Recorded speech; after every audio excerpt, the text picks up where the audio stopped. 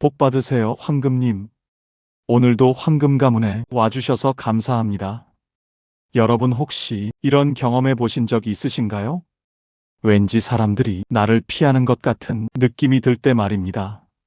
서울 마포구에 사는 64세 이영숙님은 문화센터에 다니기 시작했지만 그만둘까 고민 중입니다. 며칠 전 옆자리에 앉은 사람과 친해지고 싶은 마음에 덥석 말을 건넸는데요. 어디 사세요? 애들은 몇 명이세요?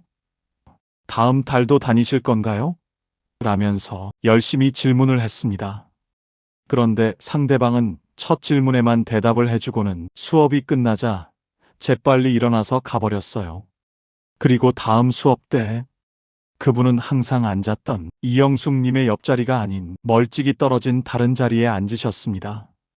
이영숙님께서는 순간 얼굴이 화끈 달아올랐고 내가 실수라도 했나 하는 걱정에 문화센터 수업을 듣는 내내 심장이 두근거렸다고 하시네요. 이렇게 나는 좋은 마음으로 말을 건넸지만 오히려 불편한 자리로 만들어버렸던 경험이 다들 한 번쯤 있으실 텐데요. 그런 순간마다 이런 생각이 드실 겁니다. 내가 말을 못하나? 나이가 드니까 대화가 어색해진 건가? 아닙니다. 당신이 대화를 못해서가 아닙니다. 오히려 상대를 배려하고 조심스러워하다가 그 조심스러움이 역설적이게도 대화를 어렵게 만들 뿐입니다. 그 마음 충분히 이해합니다. 나이가 들수록 우리는 신중해집니다. 이 말을 해도 될까? 혹시 불편해하진 않을까? 머릿속으로 수십 번 고민하다가 결국에는 그냥 무난한 말만 하게 됩니다. 그 무난함 속에서 진짜 대화는 시작되지 못하는 것이죠. 그런데 놀라운 사실이 있습니다. 같은 관심, 같은 배려를 담은 말이라도 어떻게 시작하느냐에 따라 상대의 반응은 완전히 달라집니다. 어떤 시작은 상대의 마음 깊은 곳까지 다 진솔한 대화를 끌어내지만 어떤 시작은 아무리 좋은 의도라도 보이지 않는 벽을 세워버립니다. 그 차이는 무엇일까요? 내용이 아닙니다. 주제도 아닙니다. 비밀은 바로 첫 문장에 있습니다. 대화를 시작하는 처음 30초, 그 첫 한마디가 모든 것을 결정합니다. 모임에서 누군가는 첫 마디만 건넸는데도 사람들이 모여들고 대화가 술술 풀립니다. 누군가는 열심히 말해도 상대는 어색하게 웃으며 말없이 자리를 뜹니다. 이 차이는 말을 잘해서가 결코 아닙니다. 다른 사람보다 대화의 시작이 달랐기 때문입니다. 좋은 소식이 있습니다. 대화를 여는 이 능력은 특별한 말재주의 문제가 아닙니다. 오히려 인생을 오래 살아온 우리에게 더 유리한 영역입니다. 대화에서 진짜 중요한 건 화려한 말솜씨가 아니라 상대를 향한 진심과 배려를 어떻게 전달하느냐이기 때문입니다. 요즘 젊은 사람들은 빠르게 많이 말하려 했습니다. 하지만 우리는 이미 알고 있습니다. 말이 많다고 대화가 깊어지는 게 아니라는 것을요. 천천히, 조용히, 적절한 타이밍에 건네는 단 한마디가 얼마나 큰 울림을 만드는지 우리는 오랜 경험으로 아주 잘 알고 있습니다. 그래서 오늘 함께 살펴보려 합니다. 상대가 스스로 마음을 열고 싶어지게 하는 대화의 시작법 5가지, 그리고 반대로 아무리 좋은 의도라도 절대로 상대방에게 해서는 안 되는 대화의 시작 3가지에서 총 8가지입니다. 전혀 복잡하지도 어렵지도 않습니다. 지금까지 해왔던 말을 단 한 문장만 바꿔보면 됩니다. 그 작지만 사소한 변화가 당신의 모든 대화를 완전히 바꿀 것입니다. 그럼 이제 구독과 좋아요를 눌러 황금 가문이 가족이 되세요. 여러분의 마음을 편안하게 해드리는 좋은 내용으로 보답하겠습니다. 첫 번째, 판단을 내려놓는 순간 대화는 시작됩니다. 부천에 사시는 68세 김기동님은 아침 운동을 마치고 들리는 동네 카페에서 자주 마주치는 분이 계셨습니다. 늘 같은 시간, 같은 자리에서 책을 읽고 계셨습니다. 인사를 나누고 싶었지만 어떻게 말을 걸어야 할지 망설여졌습니다. 괜히 불편하게 만들까봐 혹은 이상한 사람으로 보일까봐 주저했습니다. 그러던 어느 날 용기를 내어 이렇게 말을 건넸습니다. 요즘 매일 오시네요. 책 읽으시는 모습 보니 참 좋아 보입니다. 그 한마디에 상대방의 표정이 환하게 밝아졌습니다. 아, 눈치채셨군요. 집에 있으면 답답해서 매일 나오게 되더라고요. 그렇게 자연스럽게 대화가 이어졌고 그날 이후 자주 이야기를 나누는 사이가 되었습니다. 이 대화의 시작에는 특별한 기술이 들어간 것이 아닙니다. 다만 하나 판단 없이 있는 그대로를 관찰해서 말했을 뿐입니다. 왜 매일 오세요? 집에 할 일 없으세요? 라고 묻지 않았습니다. 책을 좋아하시나 봐요 라고 단정 짓지도 않았습니다. 그저 매일 오시네요. 책 읽으시는 모습이 좋아 보입니다 라고 관찰한 사실만 전했습니다. 심리학자 칼 로저스는 인간 중심 상담이론에서 무조건적 긍정적 존중이라는 개념을 제시했습니다. 이는 상대를 판단하거나 평가하지 않고 있는 그대로 존중하는 태도를 의미합니다. 로저스의 연구에 따르면 사람들은 자신이 판단받지 않는다고 느낄 때 비로소 마음을 열고 진실한 이야기를 시작한다고 합니다. 우리는 종종 선의로 판단을 섞어 말합니다. 건강해 보이시네요. 요즘 여유로워 보이시네요. 기분이 좋아 보이시네요. 이런 말들은 좋은 의도에서 나온 것이지만 상대방 입장에서는 자신이 평가당하고 있다고 느낄 수 있습니다. 내가 건강해 보인다고? 사실 요즘 몸이 안 좋은데? 여유로워 보인다고? 사실 걱정이 많은데? 이렇게 내면의 상태와 다른 판단을 듣게 되면 오히려 자신의 진짜 이야기를 꺼내기 어려워집니다. 반면 판단 없는 관찰은 상대에게 안전함을 줍니다. 요즘 산책을 자주 하시네요. 이 말에는 판단이 없습니다. 좋다, 나쁘다, 건강하다. 그렇지 않다는 평가가 없습니다. 그저 본 그대로를 말했을 뿐입니다. 상대는 이 말을 듣고 자유롭게 자신의 이야기를 선택할 수 있습니다.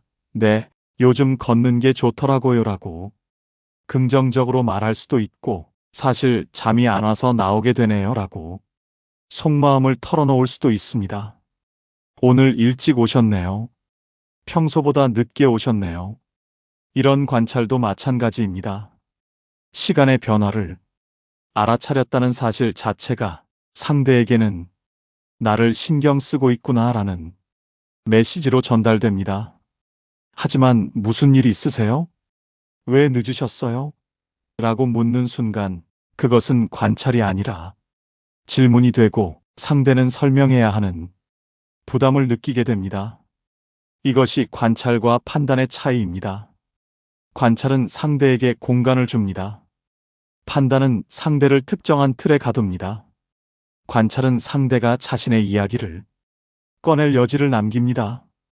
판단은 이미 결론을 내려버려서 상대는 그 결론에 동의하거나 반박해야 하는 상황에 놓이게 됩니다.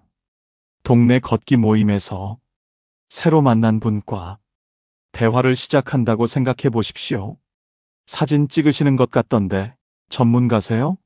라고 묻는 것과 사진기를 항상 들고 다니시네요 라고 관찰하는 것은 다릅니다. 전자는 상대에게 자신의 수준을 밝혀야 하는 부담을 주지만 후자는 상대가 편하게 자신의 이야기를 시작할 수 있게 합니다. 항상 밝으시네요와 오늘도 웃으시네요의 차이도 생각해 보십시오. 전자는 상대의 성격을 규정하는 판단이지만 후자는 오늘 이 순간을 관찰한 것입니다. 만약 상대가 오늘 사실 힘든 일이 있었는데 억지로 웃고 있었다면 항상 밝으시네요 라는 말은 오히려 자신의 진짜 감정을 더 숨기게 만들 수 있습니다. 공자는 이렇게 말했습니다. 보았지만 보지 못한 것처럼 하고 들었지만 듣지 못한 것처럼 하라. 이는 남의 일에 함부로 판단하지 말라는 뜻이기도 하지만 동시에 있는 그대로를 존중하라는 의미이기도 합니다. 우리가 상대를 관찰할 때 그 관찰에 우리의 해석과 판단을 섞지 않는다면 상대는 비로소 편안함을 느끼고 마음을 열게 됩니다. 관찰로 시작하는 대화는 상대에게 이렇게 말하는 것과 같습니다. 나는 당신을 평가하려는 게 아닙니다. 다만 당신의 존재를 알아차리고 있습니다. 이 메시지가 전달될 때 상대는 방어할 필요가 없다고 느끼고 자연스럽게 대화의 문을 엽니다. 우리는 이미 관찰하는 능력을 가지고 있습니다. 다만 그 관찰에 판단을 섞지 않는 연습이 필요할 뿐입니다. 오늘부터 누군가에게 말을 걸 때 한번 멈춰서 생각해 보십시오. 내가 지금 하려는 말이 관찰인지 판단인지, 만약 판단이 섞여 있다면 그 판단을 걷어내고 순수하게 본 것만 말해 보십시오. 그 작은 차이가 대화의 문을 여는 첫 번째 열쇠가 될 것입니다. 두 번째, 묻지 않아도 사람은 말할 준비를 합니다. 평생교육원에서 서예 수업을 듣고 계시는 72세 박병태 어르신은 수업이 끝난 후 같은 수강생분께 말을 걸고 싶었습니다. 친해지고 싶었고 대화를 나누고 싶었습니다. 하지만 무슨 말을 해야 할지 막막했습니다. 그래서 이렇게 물었습니다. 서예 배우신 지 오래되셨어요? 상대는 짧게 대답했습니다. 아니요, 이번에 처음이에요. 그러시군요. 어려우시죠? 네, 조금요. 대화는 거기서 끊겼습니다. 더 이상 무슨 말을 이어가야 할지 알 수 없었고 어색한 침묵이 흘렀습니다. 좋은 의도로 말을 걸었는데 왜 대화가 이어지지 않는 걸까요? 문제는 질문이었습니다. 질문은 상대에게 대답해야 한다는 부담을 줍니다. 특히 처음 만난 사이거나 아직 관계가 깊지 않은 상태에서 던지는 질문은 상대를 시험하는 것처럼 느껴질 수 있습니다. 서예 배우신 지 오래되셨어요? 라는 질문은 단순해 보이지만 상대는 자신의 실력 수준을 밝혀야 한다는 압박을 느낄 수 있습니다. 하버드 대학교의 심리학자 앨런 랭어는 마음챙김에 관한 연구에서 사람들이 질문을 받을 때 올바른 답을 찾으려는 심리적 압박을 느낀다는 사실을 밝혔습니다. 특히 익숙하지 않은 사람과의 대화에서 질문은 평가의 도구로 인식되기 쉽습니다. 얼마나 오래 했는가, 얼마나 잘하는가, 왜 하는가와 같은 질문들은 상대로 하여금 자신을 설명하고 정당화해야 한다는 부담을 주게 됩니다. 그렇다면 어떻게 해야 할까요? 질문 대신 여지를 남기는 것입니다. 같은 상황을 다시 상상해 보겠습니다. 서예 수업이 끝난 후 이렇게 말을 건넵니다. 붓으로 쓰는 게 생각보다 어렵더라고요. 손에 힘을 빼야 한다는데 제 손은 자꾸 긴장하게 되네요. 이 말에는 질문이 없습니다. 다만 자신의 경험과 느낌을 나눴을 뿐입니다. 그런데 이상한 일이 일어납니다. 상대가 스스로 말문을 엽니다. 맞아요. 저도 그래요. 힘을 빼라고 하시는데 오히려 더 긴장되더라고요. 혹은 이렇게 말할 수도 있습니다. 저는 반대예요. 손에 힘이 너무 없어서 붓이 떨리는 게 문제예요. 어느 쪽이든 대화는 자연스럽게 이어집니다. 질문을 받아서 답해야 하는 의무감이 아니라 자신도 공감하거나 자신의 경험을 나누고 싶은 자발적인 마음에서 나온 대화입니다. 이것이 여지를 남기는 시작입니다. 여지를 남긴다는 것은 상대가 들어올 수 있는 문을 열어두되 들어와야 한다고 강요하지 않는 것입니다. 질문은 문을 열고 들어오세요라고 말하는 것이지만 여지를 남기는 것은 문을 열어두고 여기 자리가 있습니다라고 알리는 것입니다. 공원에서 운동하다가 처음 만난 분께 이렇게 말할 수 있습니다. 오늘 날씨가 운동하기 딱 좋네요. 바람이 시원해서 걷기도 좋고요. 이 말에는 질문이 없습니다. 하지만 상대는 이 말에 반응할 수 있는 여지를 느낍니다. 그러게요. 요즘 같은 날씨가 최고예요. 혹은 저는 오히려 조금 더 선선했으면 좋겠어요라고 자신의 의견을 자연스럽게 덧붙일 수 있습니다. 요즘 자주 오세요? 라고 묻는 대신 저는 요즘 날씨 좋을 때마다 나오려고 하는데 쉽지 않네요 라고 말하는 것도 같은 방식입니다.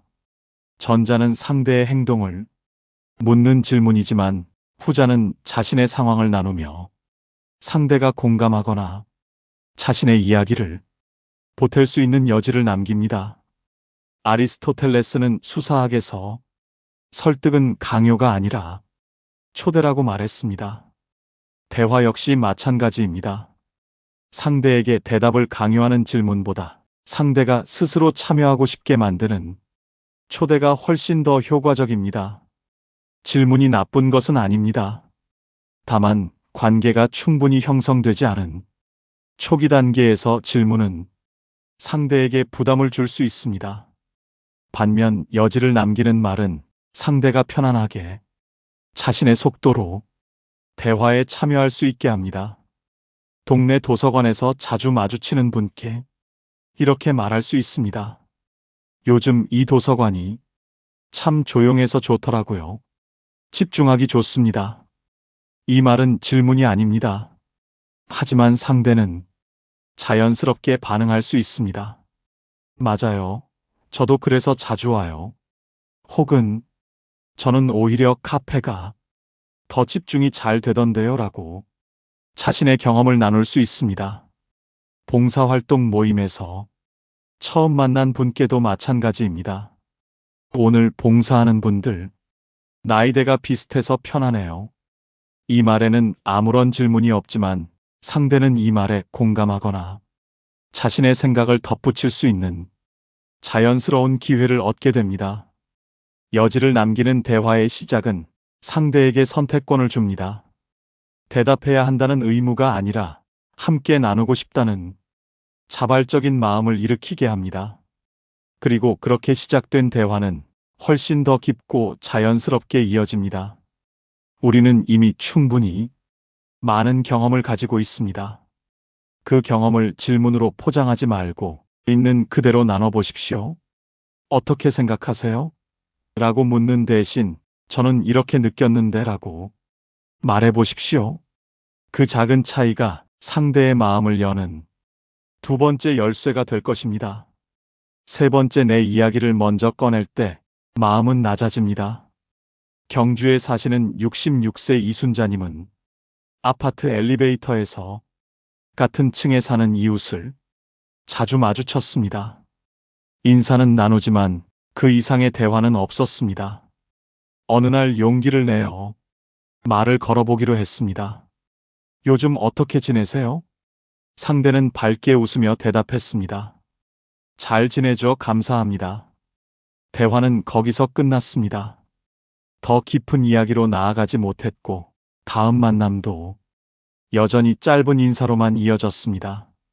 친해지고 싶었는데 왜 관계가 더 가까워지지 않는 걸까요? 문제는 상대에게만 말할 기회를 준 것이었습니다. 요즘 어떻게 지내세요? 라는 질문은 친절해 보이지만 사실 상대에게는 부담입니다. 무엇을 어디까지 말해야 할지 모호하고 자칫 너무 사적인 이야기를 꺼냈다가 불편해질까봐 걱정됩니다. 그래서 대부분은 잘 지내죠라는 안전한 대답으로 대화를 마무리합니다. 심리학에서는 이를 자기 노출의 호혜성이라고 부릅니다. 1973년 심리학자 알트먼과 테일러가 제시한 사회적 침투 이론에 따르면 사람들은 상대가 먼저 자신을 드러낼 때 비로소 자신도 마음을 열게 된다고 합니다. 즉, 누군가 먼저 자신의 이야기를 솔직하게 꺼내야 상대도 같은 수준의 이야기를 나눌 수 있다는 것입니다. 우리는 종종 예의라는 이름으로 상대에게 먼저 말할 기회를 줍니다. 먼저 말씀하세요. 어떻게 지내세요? 라고 묻습니다. 하지만 정작 친밀한 관계로 나아가기 위해서는 오히려 내가 먼저 나를 드러내야 합니다. 같은 상황을 다시 상상해 보겠습니다. 엘리베이터에서 이웃을 만났을 때 이렇게 말을 건넵니다. 요즘 아침에 일찍 일어나려고 애쓰는데 쉽지가 않네요. 나이가 들수록 아침잠이 많아지는 것 같아요. 이 말에는 자신의 솔직한 모습이 담겨 있습니다. 완벽한 모습이 아니라 있는 그대로의 일상입니다. 그리고 이 말을 들은 상대는 자신도 비슷한 경험을 나눌 수 있다고 느낍니다. 저도 그래요. 예전엔 새벽에도 눈이 떠졌는데 요즘은 알람 없이는 못 일어나겠더라고요. 혹은 반대로 말할 수도 있습니다. 저는 오히려 요즘 너무 일찍 깨서 문제예요. 새벽 4시면 눈이 떠져요. 어느 쪽이든 대화는 깊어집니다. 왜냐하면 서로의 진짜 일상을 나누기 시작했기 때문입니다. 내가 먼저 나를 드러내는 것은 상대에게 안전 신호를 보내는 것과 같습니다. 나는 당신 앞에서 완벽하게 보이려 하지 않습니다. 나도 당신처럼 평범한 사람입니다. 이 신호가 전달되면 상대도 자신의 가면을 조금씩 벗기 시작합니다. 종교 모임에서 새로 만난 분께 이렇게 말할 수 있습니다. 저는 기도할 때 자꾸 잡념이 들어서 고민이에요. 집중하려고 해도 다른 생각들이 떠오르더라고요. 이 말은 자신의 부족함을 드러내는 것처럼 보일 수 있습니다. 하지만 정작 이런 솔직함이 상대로 하여금 자신도 비슷한 어려움을 겪고 있다고 고백할 수 있게 만듭니다. 저도 그래요. 기도하다가 저녁 메뉴 생각하고 있을 때도 있어요. 이렇게 서로의 불완전함을 나누면서 오히려 관계는 더 진실해집니다. 산책 모임에서도 마찬가지입니다. 저는 요즘 무릎이 조금 안 좋아서 무리하지 않으려고 천천히 걷고 있어요. 이 말을 들은 상대는 자신도 비슷한 걱정을 나눌 수 있습니다. 저도 무릎이 신경 쓰여요.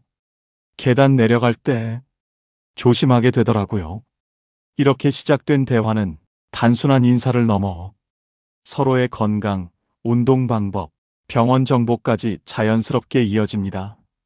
마르틴 부버는 나와 너에서 진정한 만남은 나- 그것의 관계가 아니라 나- 너의 관계에서 일어난다고 말했습니다.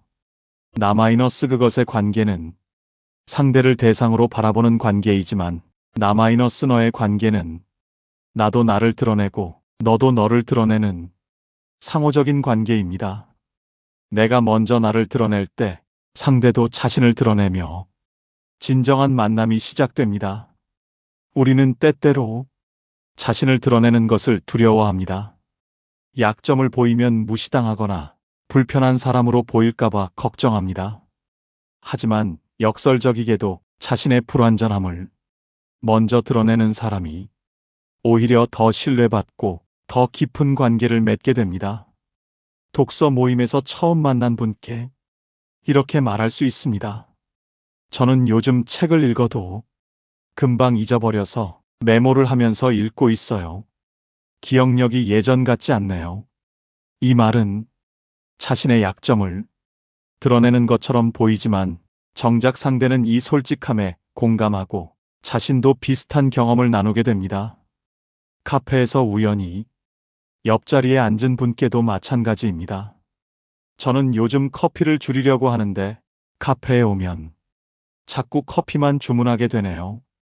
이런 사소한 고백이 오히려 상대로 하여금 저도요라는 공감을 이끌어내고 자연스러운 대화로 이어지게 합니다. 상대에게 당신은 어때요? 라고 묻기 전에 먼저 저는 이래요라고 말해 보십시오.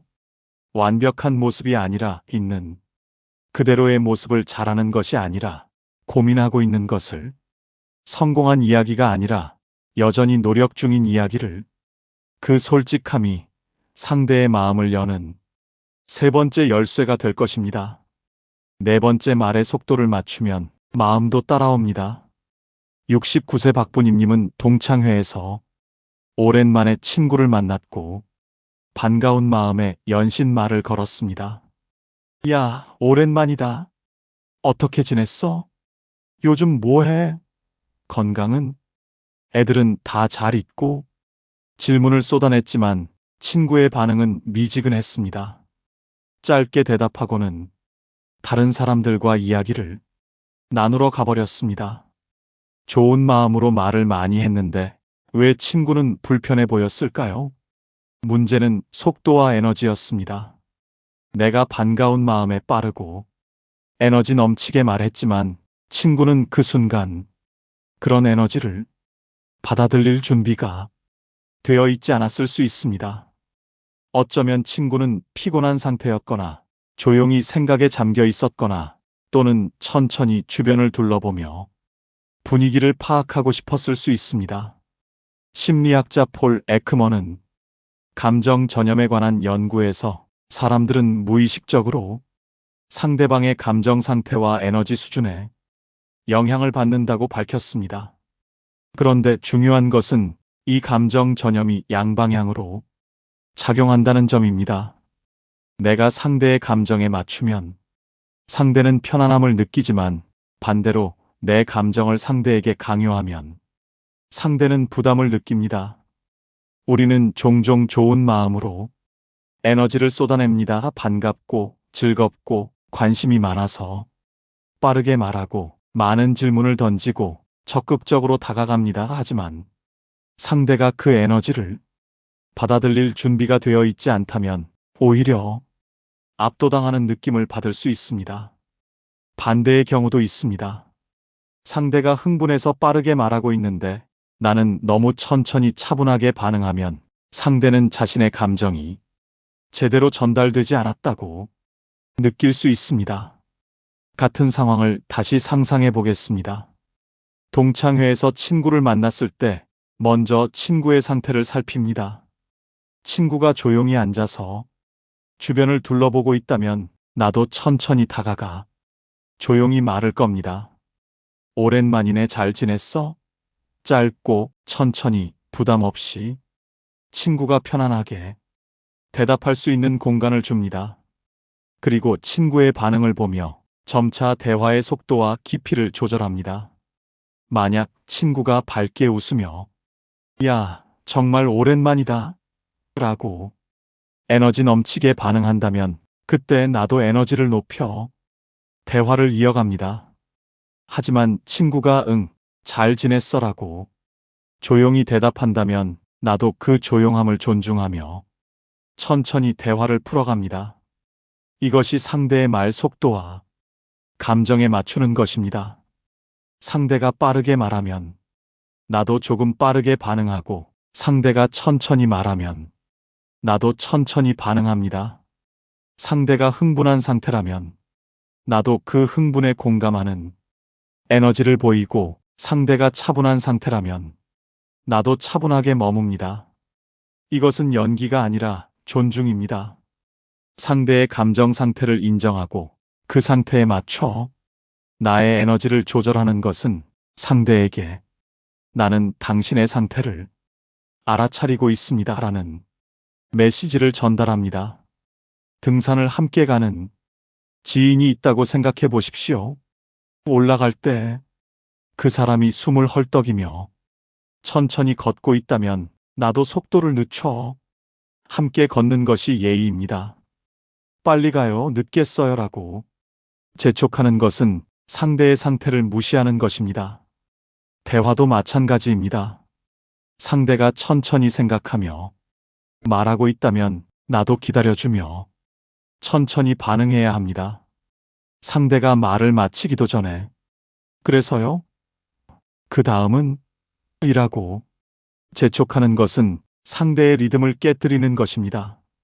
노자는 도덕경에서 물은 다투지 않고 낮은 곳으로 흐른다고 말했습니다. 대화도 마찬가지입니다. 내 속도를 고집하지 말고 상대의 속도에 맞춰 흐를 때 대화는 자연스럽게 이어집니다. 봉사활동 모임에서 처음 만난 분이 조용한 성격이라면 나도 조용히 다가가야 합니다. 오늘 날씨가 좋네요. 짧은 한마디를 건네고 상대의 반응을 기다립니다.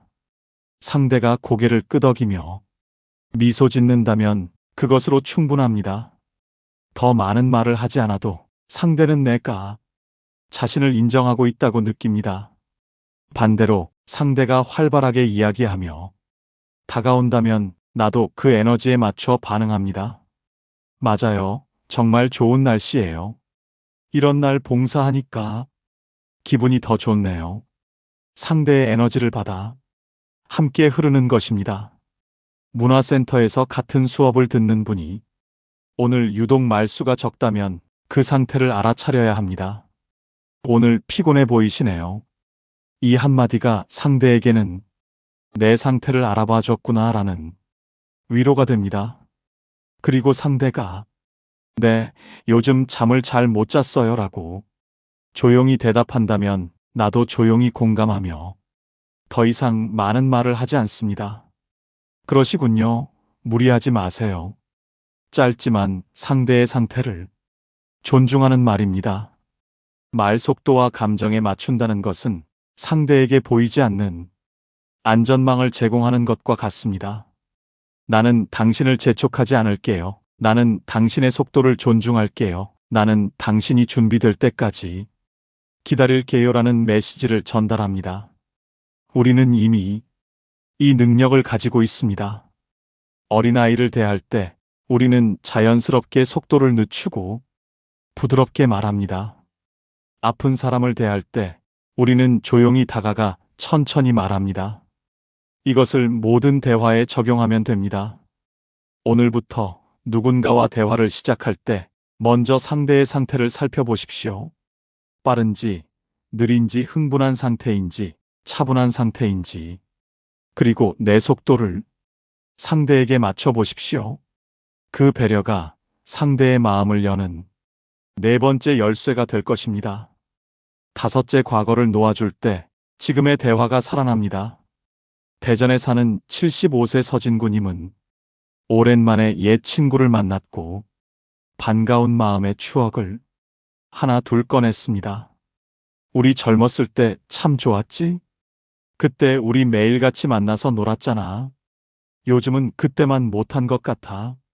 친구는 애매하게 웃으며 대답했습니다. 그러게, 그때가 좋긴 했지. 대화는 거기서 끝났습니다. 좋은 추억을 나누고 싶었는데 왜 대화가 깊어지지 않았을까요? 문제는 과거에 머물렀다는 것입니다. 과거를 이야기하는 것 자체가 나쁜 것은 아닙니다.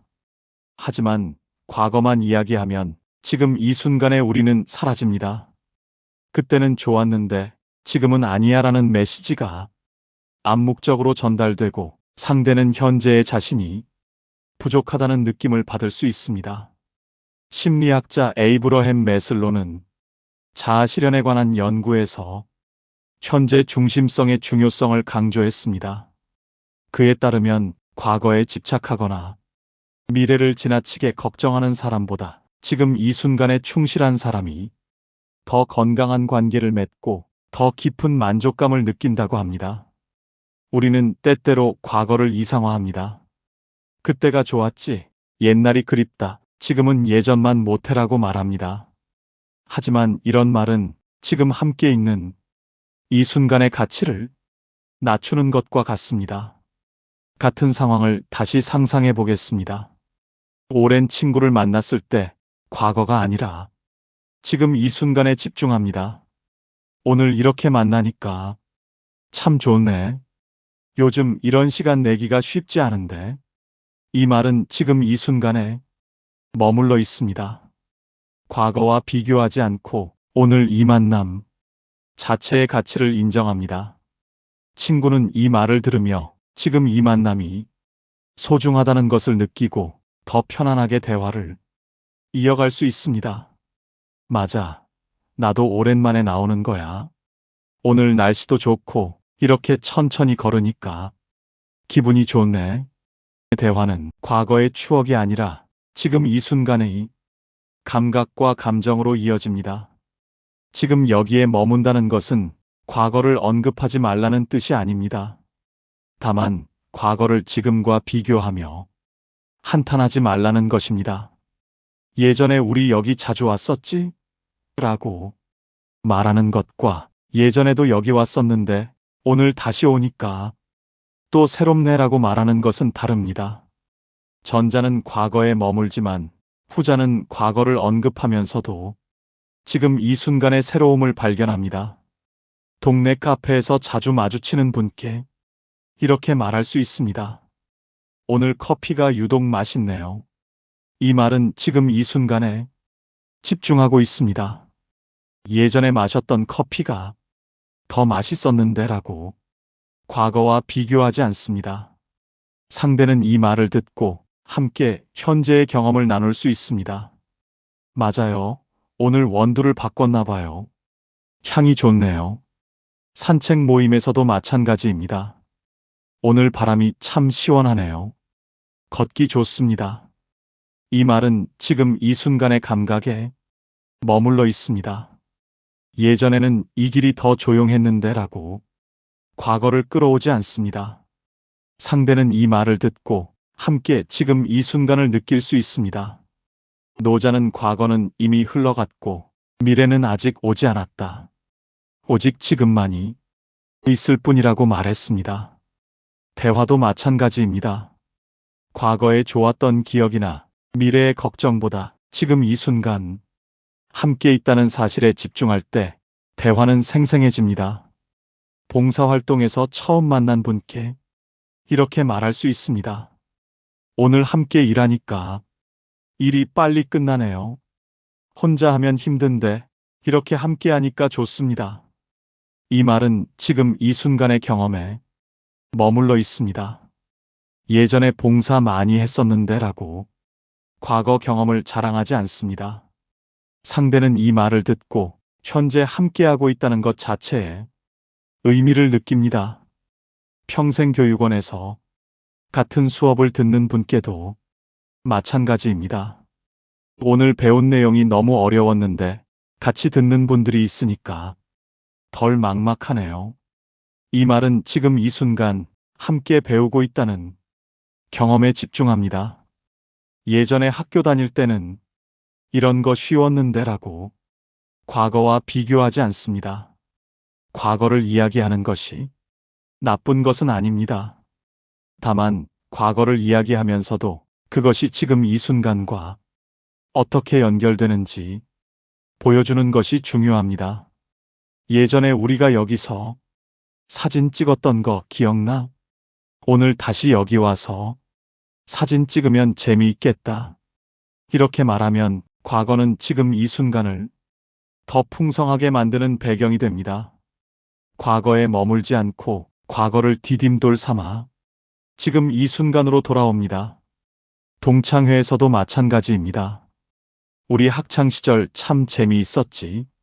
그때 우리가 했던 것처럼 오늘도 이렇게 웃으며 얘기하니까 졸내 과거를 언급하지만 그것이 지금 이 순간을 평가하는 기준이 아니라 지금 이 순간을 더 소중하게 느끼게 만드는 연결고리가 됩니다. 우리는 이미 충분히 많은 과거를 가지고 있습니다. 하지만 대화는 과거에 머물 때가 아니라 지금 이 순간으로 돌아올 때 생생해집니다. 과거는 이야기의 재료일 뿐 대화의 목적지가 되어서는 안 됩니다. 오늘부터 누군가와 대화를 시작할 때 과거를 끌어오고 싶은 유혹이 생긴다면 한번 멈춰 보십시오. 그리고 지금 이 순간에 집중해 보십시오. 지금 상대와 함께 있다는 것, 지금 이 공간에서 느껴지는 것들, 지금 나누고 있는 이 시간의 소중함, 그 현재성이 상대의 마음을 여는 5번째 열쇠가 될 것입니다. 6째 결론부터 말하는 순간 대화는 끝나버립니다. 포항에 사는 65세 지연수님은 윗집 주민과 아파트 1층에서 마주쳤습니다. 최근 층간소음 문제로 몇 번 찾아갔던 터라 좋은 관계를 유지하고 싶은 마음에 이렇게 말을 건넸습니다. 요즘 조용히 지내주셔서 감사합니다. 층간소음, 신경 많이 써주시는 것 같아요. 상대의 표정이 순식간에 굳었습니다. 네, 그렇습니다. 상대방은 짧은 대답 후 빠르게 자리를 떠났습니다. 좋은 의도로 감사를 표현했는데 왜 상대는 불편해했을까요? 문제는 결론부터 말해버렸다는 것입니다. 층간소음, 신경 많이 써주시는 것 같아요라는 말은 사실 이미 모든 것을 판단하고 결론을 내린 말입니다. 상대가 무엇을 얼마나 신경 쓰고 있는지, 어떤 노력을 하고 있는지, 실제로 어떤 상황인지를 듣기도 전에 이미 당신이 신경 쓰고 있다고 규정해버린 것입니다. 심리학자 데니얼 카너먼은 생각에 관한 생각에서 확증 편향에 대해 설명했습니다. 사람들은 자신이 이미 내린 결론을 확인하려는 경향이 있으며 상대가 결론을 먼저 제시하면 그 결론에 맞서거나 그 결론에 갇히게 된다는 것입니다. 대화는 탐색과 발견의 과정이어야 하는데 결론부터 말하면 그 과정 자체가 사라집니다. 우리는 때때로 효율성을 위해 결론부터 말합니다. 빨리 요점을 전달하고 명확하게 의사를 밝히는 것이 좋다고 배웠습니다. 업무 상황에서는 그것이 맞을 수 있습니다. 하지만 인간관계에서 특히 대화를 시작하는 순간에 결론부터 말하는 것은 상대에게 더 이상 말할 여지를 주지 않는 것과 같습니다. 같은 상황을 다시 상상해 보겠습니다. 이웃 주민을 만났을 때 결론을 말하지 않고 여지를 남깁니다. 요즘 잘 지내세요? 저희도 잘 지내고 있습니다. 이 말에는 층간소음에 대한 언급이 없습니다. 상대에게 당신이 이렇게 하고 있다고 규정하지 않습니다. 다만 평범한 인사를 건네고 상대가 편안하게 대답할 수 있는 공간을 줍니다. 만약 상대가 먼저 혹시 소음 때문에 불편하지 않으셨나요? 라고 묻는다면 그때 자연스럽게 대화를 이어갈 수 있습니다. 아니요, 괜찮습니다. 서로 조심하면서 살면 되니까요. 이렇게 하면 상대는 자신이 일방적으로 판단받았다는 느낌이 아니라 서로 배려하며 살아가는 이웃이라는 느낌을 받습니다. 결론부터 말하는 것의 문제는 상대의 입장과 감정을 확인하지 않고 이미 규정해버린다는 데 있습니다. 평생교육원에서 새로 만난 분께 이렇게 말한다고 생각해 보십시오. 이 수업 어려워하시는 것 같던데 괜찮으세요? 이 말은 좋은 의도에서 나온 것처럼 보이지만 사실은 상대를 이미 어려워하는 사람으로 규정했습니다. 상대는 이 말을 듣고 내가 어려워 보였구나, 내가 못하는 것처럼 보였구나 라고 생각하며 위축될 수 있습니다. 대신 이렇게 말할 수 있습니다. 저는 오늘 배운 내용이 좀 어렵더라고요. 혼자 복습해야 할 것 같아요. 이 말은 결론을 내리지 않습니다. 자신의 경험만 나눴을 뿐입니다. 상대는 이 말을 듣고 자신도 어려웠다면 공감할 수 있고 오히려 쉬웠다면 자신의 경험을 편하게 나눌 수 있습니다. 동호회 모임에서도 마찬가지입니다. 요즘 안 나오시는 거 보니 바쁘신가 봐요. 이 말은 이미 당신이 바빠서 안 나온다고 결론을 내렸습니다. 하지만 실제로는 건강이 안 좋아서 혹은 개인적인 사정이 있어서 또는 흥미를 잃어서 안 나왔을 수 있습니다. 결론을 먼저 말해버리면 상대는 그 결론에 맞춰 대답하거나 아니면 해명해야 하는 부담을 느낍니다. 대신 이렇게 말할 수 있습니다. 요즘 뵙기 어렵네요. 잘 지내고 계시죠? 이 말은 결론을 내리지 않습니다. 단지 오랜만에 만났다는 사실을 알리고 안부를 묻습니다. 상대는 자신이 원하는 만큼, 자신이 편한 만큼 상황을 설명할 수 있습니다. 공자는 빠르게 결론을 내리는 것은 지혜가 아니라 성급함이다라고 말했습니다. 대화도 마찬가지입니다. 상대에 대한 결론을 빠르게 내리고 그것을 말로 표현하는 것은 배려가 아니라 판단입니다. 산책 모임에서 처음 만난 분께 이렇게 말한다면 어떨까요? 운동 많이 하시는 것 같아요. 건강하세요. 이 말은 이미 상대를 운동 많이 하는 건강한 사람으로 규정했습니다. 하지만 실제로 그 사람은 건강이 안 좋아서 운동을 시작한 것일 수도 있고 스트레스 때문에 산책을 나온 것일 수도 있습니다.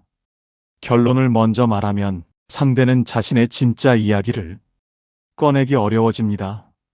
대신 이렇게 말할 수 있습니다. 요즘 산책하시는 분들이 많아졌네요. 저도 최근에 시작했어요. 이 말은 결론을 내리지 않고 자신의 경험을 나눕니다. 상대는 이 말을 듣고 자신도 최근에 시작했다고 말할 수도 있고 오래전부터 했다고 말할 수도 있습니다. 어느 쪽이든 편안하게 대화가 이어집니다. 결론부터 말하는 습관은 오랜 경험에서 나온 것일 수 있습니다. 많은 사람을 만나고 많은 상황을 겪으면서 우리는 빠르게 판단하는 능력을 키웠습니다. 하지만 그 판단을 입 밖으로 꺼내는 순간 그것은 더 이상 내 생각이 아니라 상대를 규정하는 틀이 됩니다. 카페에서 자주 마주치는 분께 이렇게 말한다면 어떨까요? 책 읽기 좋아하시나 봐요. 항상 책을 들고 계시네요. 이 말은 이미 당신은 책 읽기를 좋아하는 사람이다라고 결론을 내렸습니다. 하지만 실제로 그 사람은 책 읽는 것이 싫은데 억지로 읽고 있을 수도 있고 단지 시간을 보내기 위해 책을 들고 있을 수도 있습니다. 대신 이렇게 말할 수 있습니다. 저도 요즘 책 읽으려고 노력 중인데 집중이 잘 안 되네요. 이 말은 결론을 내리지 않고 자신의 경험을 나눕니다. 상대는 이 말을 듣고 자신의 경험을 자유롭게 나눌 수 있습니다. 결론을 말하지 않는 것은 침묵하라는 뜻이 아닙니다. 다만 상대에 대한 판단이나 규정을 먼저 말하지 말고 자신의 경험이나 관찰을 나누라는 것입니다. 그러면 상대는 자신이 판단받지 않았다고 느끼고 편안하게 대화에 참여할 수 있습니다. 오늘부터 누군가와 대화를 시작할 때 내가 하려는 말이 결론인지 아닌지 생각해 보십시오. 당신은 이런 사람이다. 당신은 이렇게 하고 있다라는 결론이 담겨 있다면 그것을 자신의 경험이나 관찰로 바꿔보십시오. 그 여지가 상대의 마음이 다치지 않게 하는 첫 번째 방어막이 될 것입니다. 7번째, 과거를 꺼내는 말은 현재를 막아버립니다. 대구에 사는 73세 오병성님은 친구와 식사를 하게 되었습니다. 메뉴를 고르다가 친구가 고기를 주문하려고 하자 이렇게 말했습니다. 야, 너 작년에 건강검진 때 콜레스테롤 높다고 하지 않았어? 고기 먹어도 돼? 친구의 표정이 굳었습니다. 괜찮아. 그냥 먹을래. 대화는 어색해졌고 식사 내내 분위기가 무거웠습니다. 친구의 건강을 걱정하는 마음에서 한 말인데 왜 친구는 불편해했을까요? 문제는 과거를 끌어와 판단했다는 것입니다. 작년에 콜레스테롤 높다고 했잖아라는 말은 과거의 정보를 근거로 지금 친구의 선택을 판단하는 것입니다. 좋은 의도였지만 친구 입장에서는 자신의 과거가 감시당하고 있다는 느낌을 받을 수 있습니다. 마치 나는 내 과거를 기억하고 있고 그것을 근거로 너를 평가할 것이다라는 메시지처럼 들립니다. 심리학자 어빙 제니스는 심리적 반발이론에서 사람들은 자신의 자유가 위협받는다고 느낄 때 오히려 반대 행동을 하려는 경향이 있다고 설명했습니다. 과거를 끌어와 판단하는 것은 상대의 현재 선택권을 제안하는 것처럼 느껴지고 이는 심리적 반발을 일으킵니다. 우리는 때때로 기억력 좋은 것을 미덕으로 생각합니다. 내가 네 과거를 기억하고 있다는 것이 관심과 배려의 표현이라고 믿습니다. 하지만 그 기억을 상대의 현재를 판단하는 도구로 사용하는 순간 그것은 부담이 됩니다. 같은 상황을 다시 상상해 보겠습니다. 친구가 고기를 주문하려고 할 때 과거를 끌어오지 않습니다. 나는 오늘 생선으로 먹으려고. 요즘 담백한 게 당기더라. 이 말에는 친구의 과거나 건강 상태에 대한 판단이 없습니다. 단지 자신의 선택을 말했을 뿐입니다. 친구는 이 말을 듣고 자신도 생선을 고를 수도 있고 여전히 고기를 고를 수도 있습니다. 어느 쪽이든 자신의 선택이 존중받고 있다고 느낍니다. 과거를 끌어와 판단하는 것의 문제는 상대의 변화를 인정하지 않는다는 데 있습니다. 사람은 변합니다. 작년의 나와 올해의 나는 다릅니다. 어제의 상황과 오늘의 상황은 다릅니다. 하지만 과거를 끌어와 판단하면 상대는 여전히 과거의 그 사람으로 고정됩니다. 동창회에서 오랜만에 만난 친구에게 이렇게 말한다면 어떨까요? 너 예전에 술 엄청 마셨잖아. 오늘도 많이 마시려고.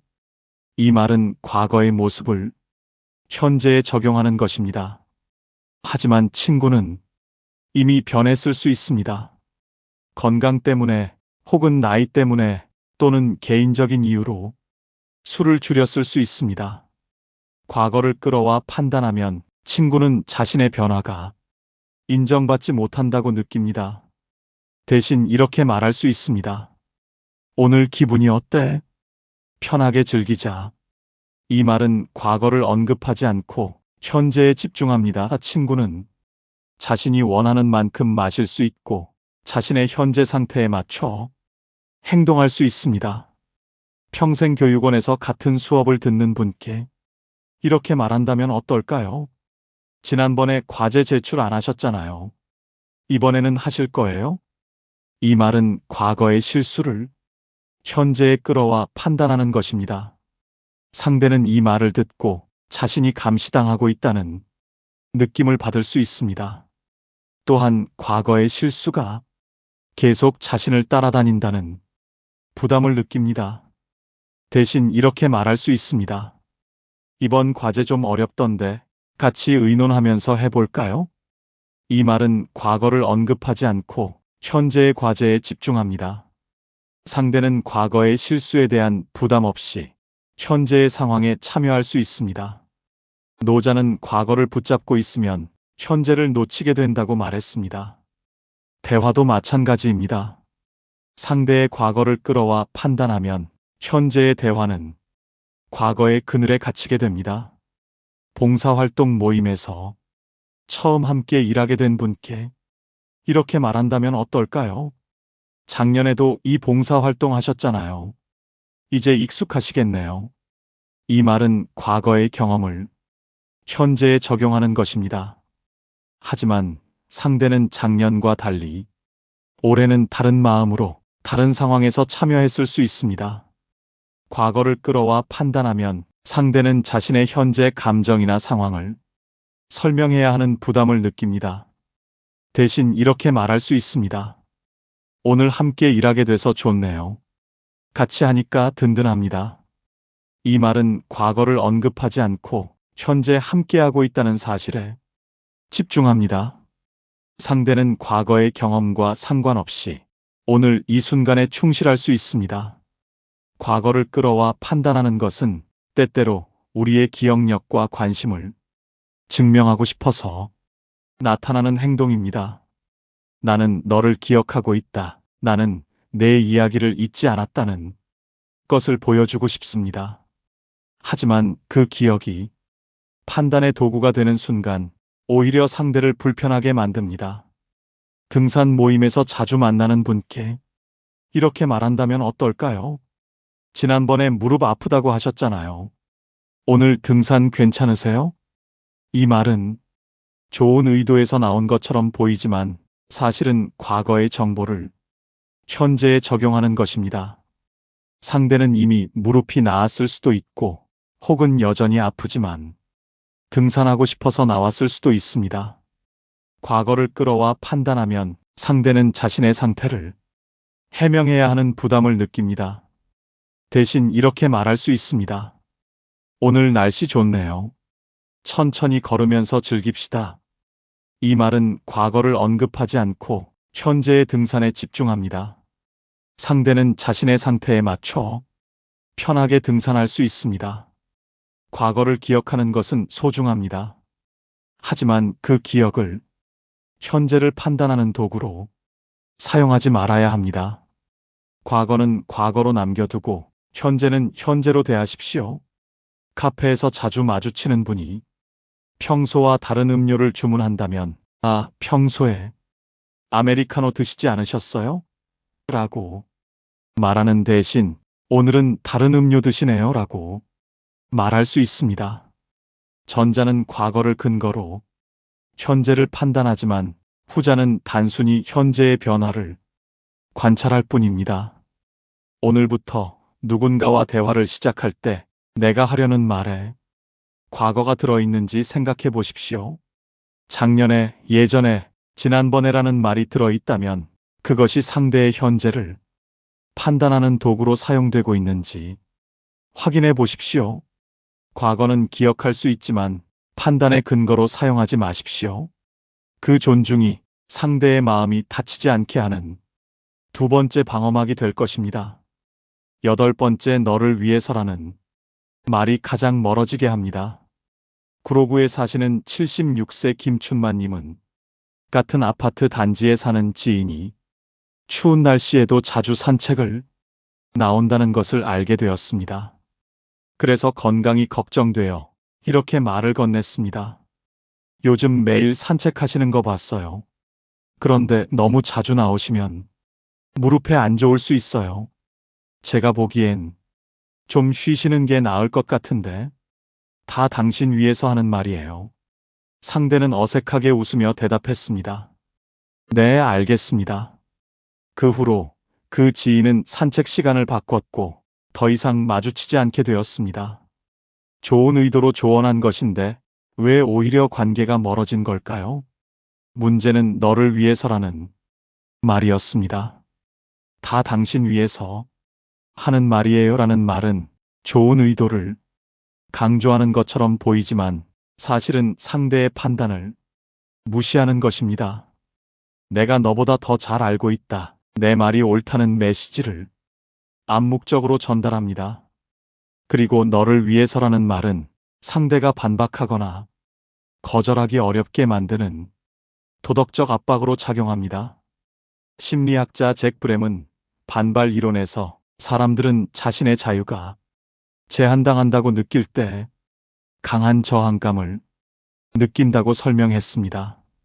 너를 위해서라는 말은 표면적으로는 배려처럼 보이지만 실제로는 상대의 선택권을 제한하고 나의 의견을 따르도록 강요하는 것입니다. 우리는 때때로 선의로 조언합니다. 상대방이 잘못된 선택을 하고 있다고 생각하면 내가 너를 위해 말해주는 거야 라고 말하며 충고합니다. 하지만 그 충고가 너를 위해서라는 포장으로 전달될 때 상대는 오히려 자신이 존중받지 못하고 있다고 느낍니다. 같은 상황을 다시 상상해 보겠습니다. 지인이 자주 산책을 나온다는 것을 알았을 때 너를 위해서라는 말을 하지 않습니다. 저도 요즘 산책하는데 무릎 때문에 조심하고 있어요. 무리하면 다음날 붓더라고요. 이 말에는 너를 위해서라는 말이 없습니다. 단지 자신의 경험을 나눴을 뿐입니다.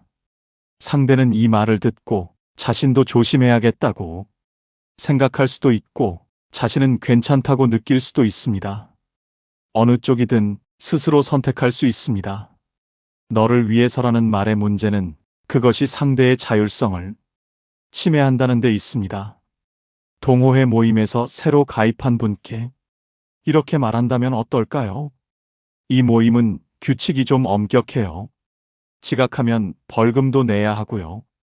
당신 위해서 미리 알려드리는 거예요. 이 말은 정보를 전달하는 것처럼 보이지만 너를 위해서라는 말이 붙는 순간 그것은 충고가 됩니다.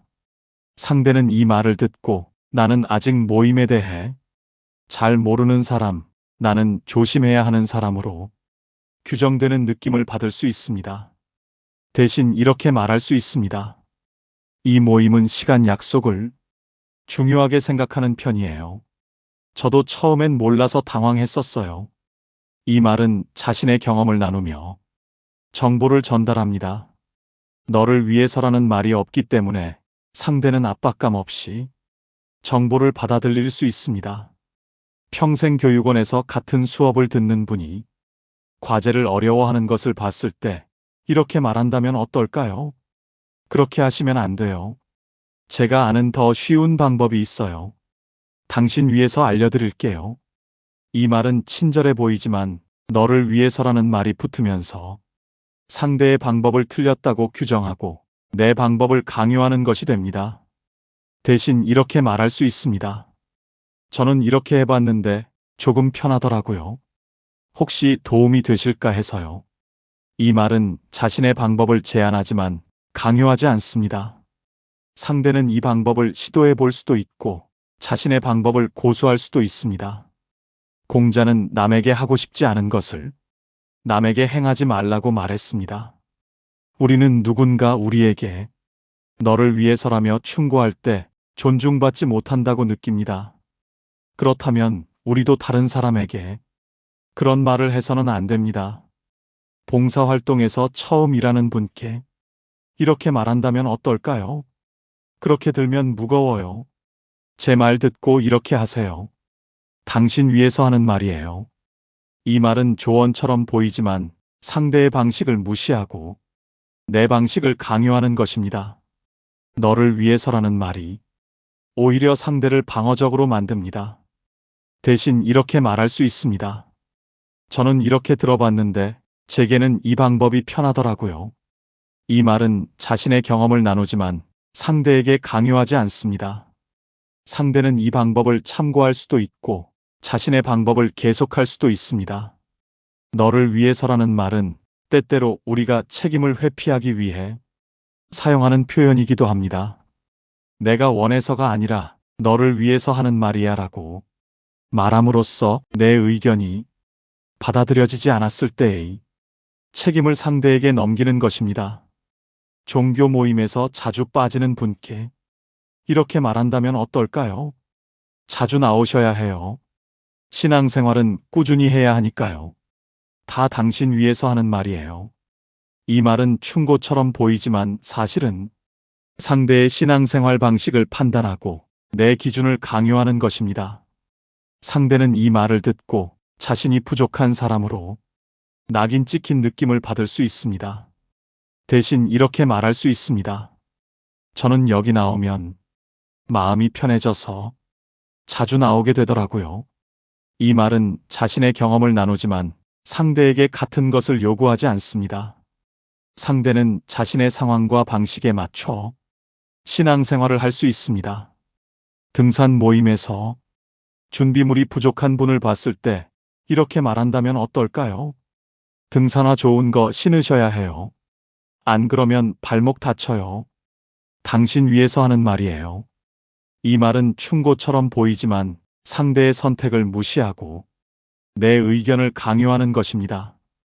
대신 이렇게 말할 수 있습니다.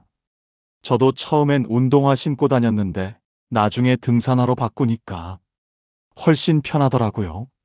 이 말은 자신의 경험을 나누며 상대가 스스로 판단할 수 있게 합니다. 너를 위해서라는 말 대신 자신의 경험을 나누십시오. 조언이 아니라 공유로, 충고가 아니라 제안으로 상대는 내가 자신을 존중하고 있다고 느끼고 편안하게 대화를 이어갈 수 있습니다. 독서 모임에서 책을 다 읽지 못한 분께 이렇게 말한다면 어떨까요? 책은 끝까지 읽어야 제대로 이해할 수 있어요. 당신 위해서 하는 말이에요. 이 말은 충고처럼 보이지만 상대의 독서 방식을 판단하는 것입니다. 대신 이렇게 말할 수 있습니다. 저는 책을 끝까지 읽었을 때 전체 흐름이 보여서 좋더라고요.